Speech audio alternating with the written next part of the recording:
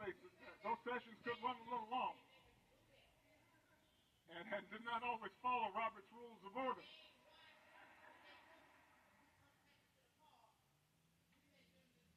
But when Jesse called your name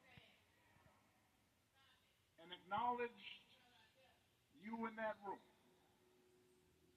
especially if you were young, especially if you were just coming up, especially if you weren't sure you could pull off what you thought you might be able to do, especially when you needed help. When he did that, you stood up a little straight. You knew you'd been seen by this giant. He laid hands on you and let you know you had a contribution to make. And so that day, I told him how much that meant to me and how much it meant to so many lives that he impacted. And I told him thank you, because I'd always be grateful for that legacy of hope.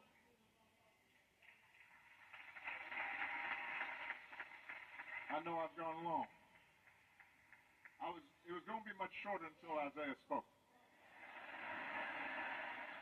I figure if a Detroit Pistons can take up that much time,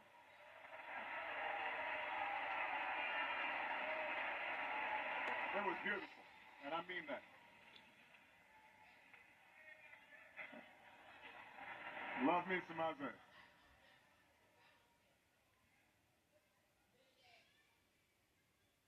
We are living in a time when it can be hard to hope.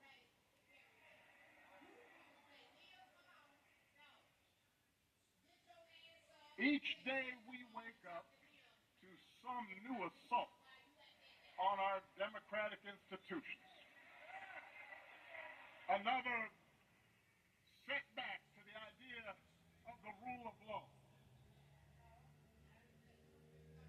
An offense to common decency. Every day you wake up to things you just didn't think were possible. Each day we're told by those in high office to fear each other and to turn on each other, and that some Americans count more than others, and that some don't even count at all. Everywhere we see greed and bigotry being celebrated, and bullying and mockery masquerading as strength. We see science and expertise denigrated, while ignorance and dishonesty and cruelty and corruption are reaping untold rewards every single day. We see that. And it's hard to hope in those moments. So it may be tempting to get discouraged, to give in to cynicism.